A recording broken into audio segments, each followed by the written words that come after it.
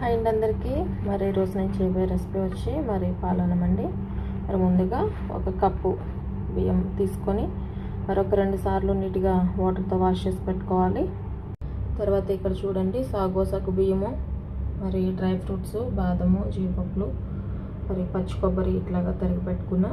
చూడండి ఇప్పుడు ఇక్కడ ఒక 2 బెల్లం గడ్డలు తీసుకున్నాను. మరి దీనిలోకి కొంచెం హాట్ వాటర్ పోసి మరి స్టవ్ మీద లైట్గా ఈ వాటర్ని మరిగించుకొని వడకట్టుకుందామండి. రైస్ కుక్ అయిన తర్వాత మరి ముందుగా పెట్టుకున్నటువంటి సగ్గుబియ్యం వేసేసుకోవాలండి. చూడండి మరి రైసును మరి సగ్గుబియ్యం కుక్ అయిన తర్వాత మరి ముందుగా ప్రిపేర్ చేసి పెట్టుకున్నటువంటి బెల్లం వాటర్ వేసేసుకోవాలి.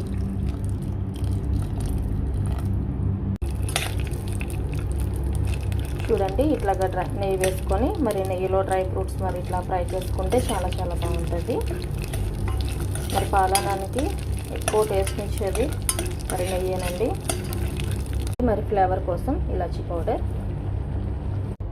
చూడండి ఒక 1/2 లీటర్ పాలని మరి కాసి పెట్టుకోవాలండి. డ్రై ఫ్రూట్స్ మరి ఫ్రై చేసిన దానిలోనే మరి పాలు కూడా కాసి పెట్టుకున్నాను. కొబ్బరి కూడా వేసుకుంటే బాగుంటుందండి, టేస్ట్ అయితే బాగుంటుంది. మరి కొబ్బరి సగ్గుబియ్యం కావాలనుకున్న వాళ్ళు వేసుకోవచ్చు, లేదనుకుంటే స్కిప్ చేయవచ్చు. సో చూడండి ఇప్పుడైతే మరి మంచిగా రైస్ సగ్గుబియ్యం అన్నీ కుక్ అయినాయి. ఇప్పుడు మరి వేడి చేసుకున్నటువంటి పాలుని దీనిలో పోసేసుకున్నాం.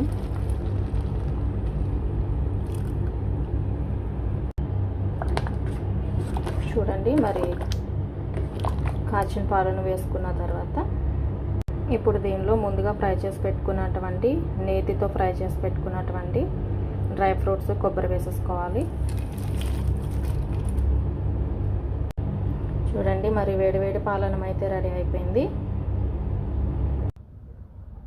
చూడండి మరి వేడివేడి సగ్గుబియ్యం పాలన్నం అండి. టేస్ట్ అయితే చాలా బాగుంటుంది.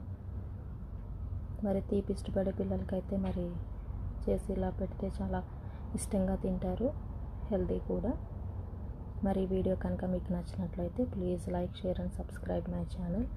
Thank you for watching.